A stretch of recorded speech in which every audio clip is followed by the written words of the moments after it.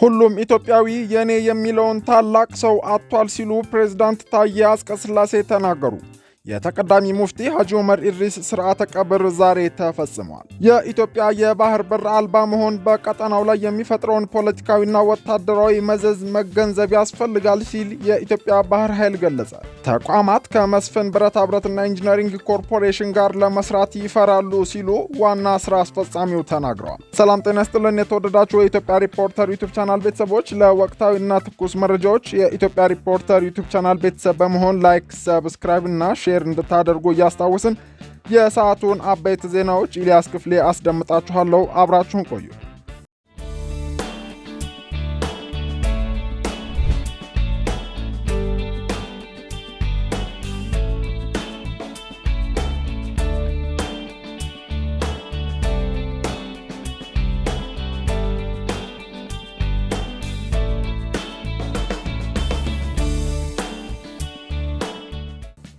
ተቋማት ከመስፍን ብረታ ብረትና ኢንጂነሪንግ ኮርፖሬሽን ጋር ለመስራት ይፈራሉ ሲሉ ዋና ሥራ አስፈጻሚው ተናገሩ።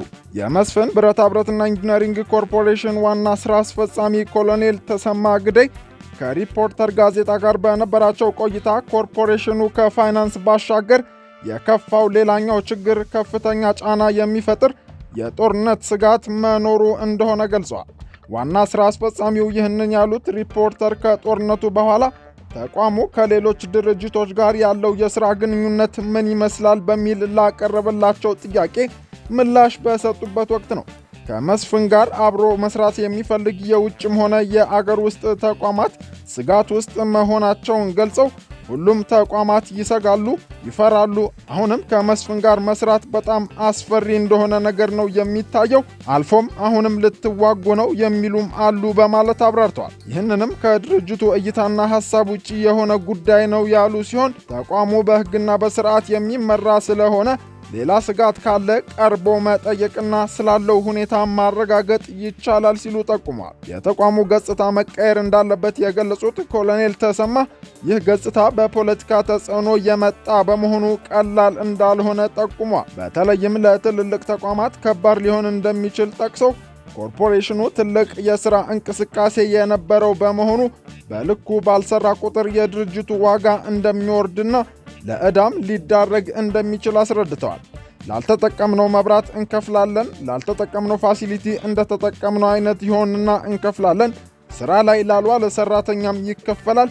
በዚህ አይነት ጫናዎቻችን ቀላል አይደሉም ሲሉም ዋና ሥራ አስፈጻሚው አክለዋል።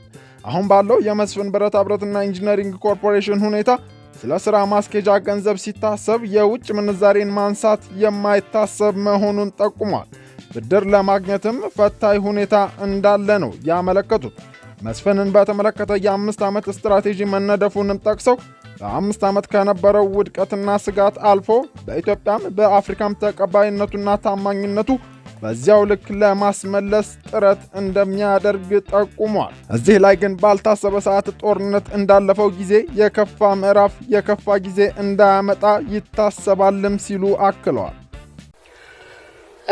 ይሄ በመስፍን በትልቁ የሚገለጽ ችግር ነው። አንዱ ትልቁ የመስፍን ገጽታ የተበላሸበት፣ ገጽታችንን ለማደስ ከፍተኛ ጥረት እያደረግን ያለ ነው። አንዱ ምክንያት ከፖለቲካ ጋር የተፈረጀ ከዚህ ከነበረው ምን ልበል አሸባሪ ስንበለው የምንበለው ያው በጠራራ ፀሐይ አቅም በፈቀደው ልክ ጥቃት የደረሰበት የነበረው ነገር ሁሉ እንዲያጣ የተደረገ በሚቆጠርና በማይቆጠር አቅም ላይ በሰው ጭንቅላት ሞራል ላይ ትሮማ ተስፋ የነበረው ኢንታንጂብል የሆነ አሴቱ ለመገመት በጣም ከባድ ስለሆነ ከሁሉም በላይ ደግሞ ከባድ ውድመት እሱ ስለሆነ ይሄ የማቴሪያል ነገር የገንዘብ ነገር ምናምን ይጠቃለገ ቆጥሙ በዛ ልክም ኢን ቢሊየንስ ሀብት ያጣ ነው በሚቆጠር በጥሬ በገንዘብም ተሰርቆም ተዘርፎም ተቃጥሎም ወድሞ። ለዚህ ትልቁ ችግራችን አሁን የወርኪንግ ካፒታል እጥረት የነበረው በጦርነቱ ወድሟል። ስለዚህ ሰርቫይቭ ለማድረግ ለመነሳት ብድሮች ማግኘት አለብህ፣ ህግዛዎች ድጋፎች ማግኘት አለብህ። ከሁሉም በከፋ መስፍን ብድር ይሁን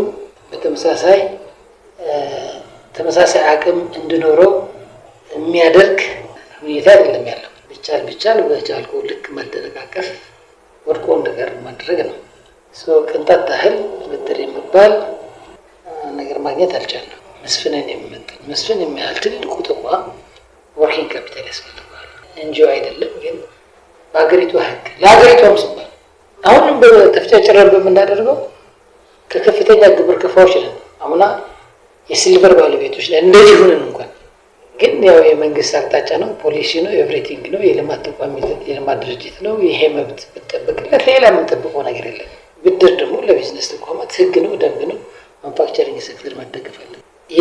የመስፍንን ማንነት የማያውቅ ኢንዲቪዥዋል አለ ማለት አይቻልም ኢትዮጵያ ውስጥ። አንዱ ትልቁ ችግራችን እሱ ነው። ስለዚህ መፍጨርጨር ነው ያለው። እንዴት ነው የምናልፈው? ምን አድርገን እንዴት ሲስተማቲክ የሆነ አፕሮች እየተጠቀምን ነው? አንጻራዊ ሰላም ሲገኝ ግን በመጀመሪያው ከ1 እስከ 2 ዓመት ሙሉ ለሙሉ መስፍን ተቋማዊ ህይወቱ እንዲቀጥል የማድረግ ውጥን መያዙን አስረድተው በ2 እና በ3 ዓመታት ውስጥ ደግሞ ሙሉ ለሙሉ ወደ ነበረበት ደረጃ ተመልሶ ከዚያም ባለፈ ሌላ ሽግግርና አቅም በመፍጠር ግቡን መምታት ዓላማው አድርጓል ብለዋል። በትግራይ መልሶ ማቋቋም ኢንዶመንት ፈንድ ወይም ኤፈርት ስር ከሚተዳደሩ ግዙፍ ኩባንያዎች መካከል አንዱ የሆነው መስፍን ብረታ ብረትና ኢንጂነሪንግ ኮርፖሬሽን በመስከረም ወር 2018 ዓ.ም በመጨረሻው ሳምንት የህግ ሰውነት ይዞ ከተቋቋመ ከ32 ዓመታት በኋላ ሁለንተናዊ የመለያ ገጽታውን መቀየሩን ይፋ አድርጓል። ሁሉም ኢትዮጵያዊ የኔ የሚለውን ታላቅ ሰው አጥቷል ሲሉ ፕሬዝዳንት ታዬ አጽቀሥላሴ ተናገሩ። የተቀዳሚ ሙፍቲ ሐጂ ዑመር ኢድሪስ ሥርዓተ ቀብር በዛሬው ዕለት ተፈጽሟል። እስከ ህልፈተ ሕይወቶ ድረስ ለኢትዮጵያ ያልሰጡት ምን ነገር አለ?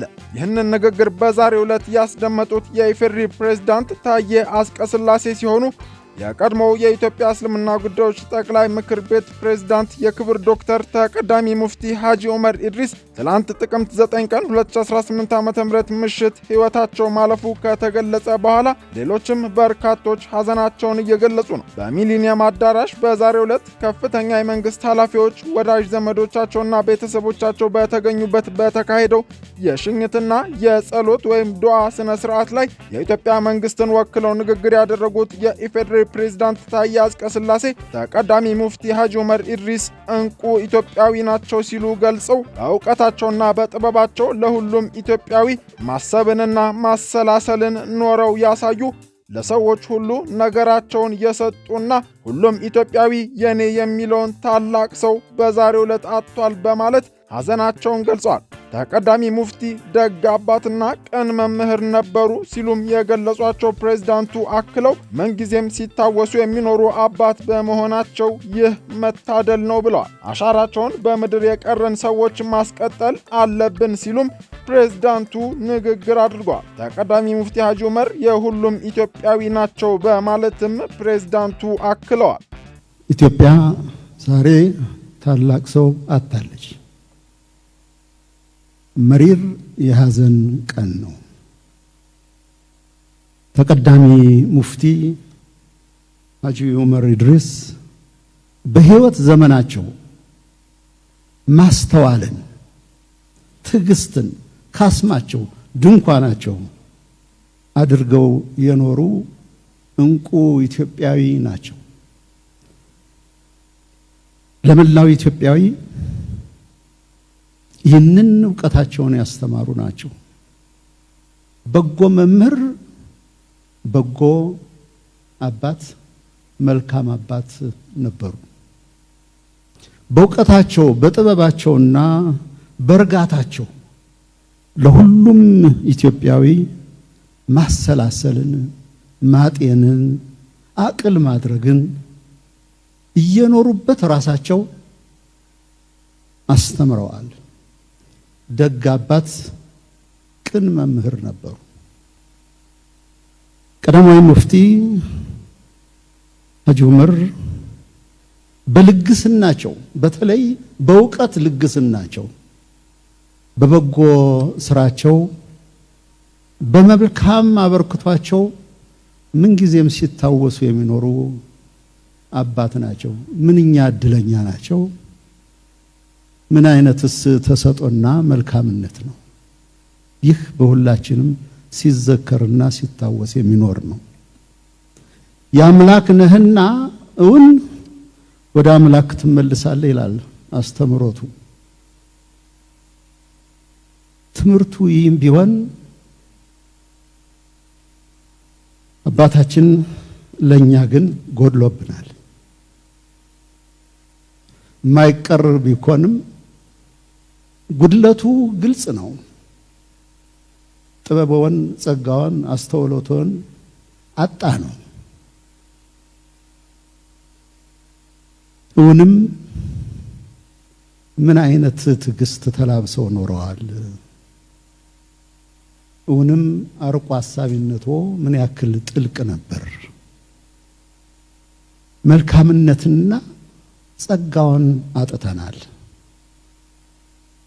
አባታችን የእርሱ ሐሳብ፣ መልካምነት፣ በጎነት፣ አርቆ አስተዋይነት፣ ቻይነት፣ አስታራቂነት፣ ሰው መሆን የሚጠናው እኛ መልካም አርአያነቱን ቋሚዎች ስንከተልና ስንከተል ብቻ ነው። እርሶ የሁሉም ኢትዮጵያዊ ኖት። የኔ የምንለው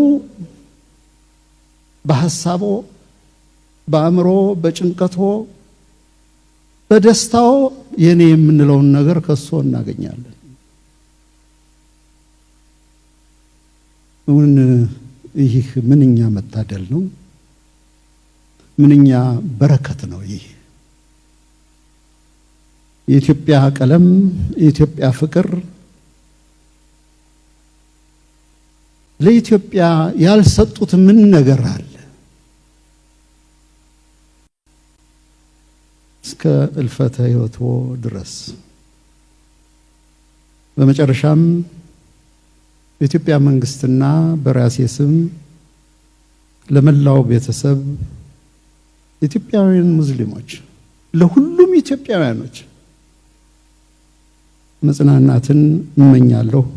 ትላንት ምሽት ደግሞ ከህልፈተ ዜናው መሰማት በኋላ ጠቅላይ ሚኒስትር አብይ አህመድ በማህበራዊ ትስስር ገጻቸው በተቀዳሚ ሙፍቲ ሐጂ ዑመር ኢድሪስ ህልፈት የተሰማቸውን ሐዘን ገልጸው ተቀዳሚ ሙፍቲ ሐጂ ዑመር በአመራር ዘመናቸው የተለያዩ ወገኖች ወደ አንድነት እንዲመጡና የእስልምና ጉዳዮች ጠቅላይ ምክር ቤት በህግ ዕውቅና እንዲኖረው ያደረጉት አስተዋጽኦ ሁሌም እናስታውሰዋለን ብለዋል። ተቀዳሚ ሙፍቲ ሐጂ ዑመር ኢድሪስ ባደረባቸው ህመም በሕክምና ሲረዱ ቆይተው በትላንትናው ዕለት ከዚህ ዓለም በሞት የተለዩ ሲሆን በተቀዳሚ ሙፍቲ ሐጂ ዑመር ኢድሪስ ወደ አኼራ መሄድ የተሰማቸውን ጥልቅ ሐዘን የገለጹት ደግሞ የኢትዮጵያ እስልምና ጉዳዮች ጠቅላይ ምክር ቤት ፕሬዝዳንት የክብር ዶክተር ሼህ ሐጂ ኢብራሂም ቱፋ ናቸው። ፕሬዝዳንቱ ተቀዳሚ ሙፍቲ ሐጂ ዑመር ዕድሜ ዘመናቸውን ለአንድነታችን የተጉ የሀገር ዋርካ ባለውለታ ነበሩ ብለው ምክር ቤቱ ተቀዳሚ ሙፍቲ ሐጂ ዑመር ኢድሪስ ላበረከቱት ሁሉ ከፍተኛ ክብርና ዕውቅና ይሰጣል ብለዋል። እሳቸውን ማጣት በእጅጉ ትልቅ ሐዘን ነው ያሉት ፕሬዝዳንቱ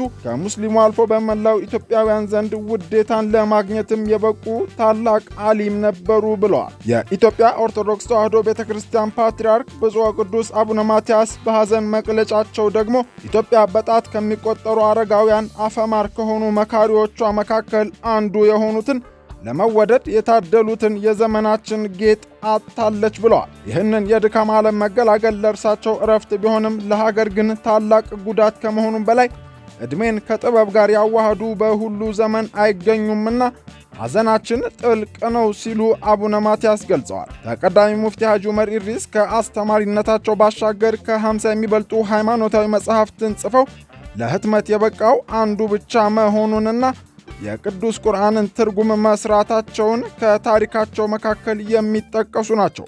የሕክምና ክትትል ሲያደርጉ የነበሩት ተቀዳሚ ሙፍቲ ሐጂ ዑመር በ88 ዓመታቸው ሕይወታቸው አልፎ በዛሬው ዕለት የቀብር ሥርዓታቸውም ተፈጽሟል።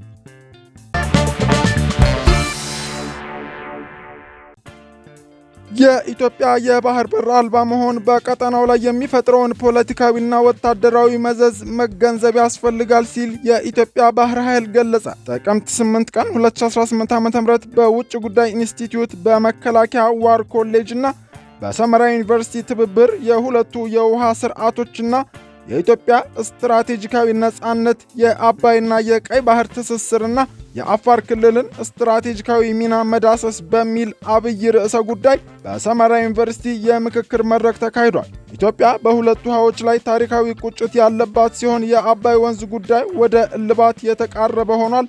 አሁን የቀረው በግፍ ያጣነውን የባህር በር የጊዜ ጉዳይ ካልሆነ በቀር መመለሱ ነው ሲሉ የኢትዮጵያ የባህር ኃይል ምክትል አዛዥ ኮሞዶር ተገኝ ለታ በመድረኩ ተናግረዋል። የኢትዮጵያ ባህር በር ጥያቄ መመለስ ለኢትዮጵያ ብሎም ለአፍሪካ ቀንድ ሀገራት ሰላምና መረጋጋት ጠቀሜታው የጎላ መሆኑንም ምክትል የባህር ኃይል አዛዡ ተናግረዋል። በመድረኩ ንግግር ያደረጉት ምክትል አዛዡ የኢትዮጵያ ወደብ አልባ መሆን በሀገሪቱ ላይ ብቻ ሳይሆን በአፍሪካ ቀንድ ሊኖረው የሚችለው ኢኮኖሚያዊ፣ ፖለቲካዊና ወታደራዊ መዘዝን መረዳት ተገቢ ነው ሲሉ አንስተዋል። የወደብ ጉዳይ መንግስታዊ አጀንዳ ሆኖ ቀርቧል ያሉት የባህር ኃይል ምክትል አዛዡ በቀይ ባህር ቀጠና እየታዩ ናቸው ያሏቸውን ጂኦፖለቲካዊ ለውጦች ኢትዮጵያ እየተነበየች መሆኑን ገልጸዋል። በከፍተኛ ደረጃ እያደገ ያለው የሎጂስቲክስ ፍላጎትም ለጥያቄው መነሳት ዋነኛ ምክንያት መሆኑን አስረድተዋል። ምክትል አዛዡ ኮሞዶር ተገኝ ለታ የባህር በር ያስፈለገበት ሌላኛው ምክንያት ከትናንሽ እስከ ትላልቅ ሀገራት በስም ሳይጠቀሱ በቀጠናው የጦር ሰፈር መገንባታቸውን መቀጠላቸው ነው። በመሆኑም የጦር ሰፈሮች በቀጠናው መኖራቸው ይዟቸው የሚመጡ ችግሮችን ቀድሞ በመተንበይ በመዘጋጀት የሀገራችንን ብሔራዊ ጥቅም ማስጠበቅ ላይ ያተኮረ ዝግጅት ማድረግ አስፈላጊ የሆነበት ጊዜ ላይ ደርሰናል ሲሉም አስምረዋል። የወደቡ ጉዳይ እልባት አለማግኘት ከቀጠለ በኢትዮጵያ የኢኮኖሚና ፖለቲካዊ አለመረጋጋት እንዲፈጠር በአንድም ሆነ በሌላ መልኩ አስተዋጽኦ ማድረጉ የማይቀር መሆኑን በማመላከት አስፈላጊነቱና ሊያመጣ የሚችለው አሉታዊ ውጤትንም ኮሞዶር ተገኝ አስገንዝበዋል። የተወደዳችሁ የኢትዮጵያ ሪፖርተር ዩቲዩብ ቻናል ቤተሰቦች ለወቅታዊና ትኩስ መረጃዎች የኢትዮጵያ ሪፖርተር ዩቲዩብ ቻናልን ላይክ፣ ሰብስክራይብ እና ሼር በማድረግ እንድትከታተሉ እናስታውሳለን። ለሰዓቱ ያዘጋጀናቸው አበይት ጉዳዮች ያደመጣችኋቸውን ይመስሉ ነበር። መልካም ጊዜ ተመኘን።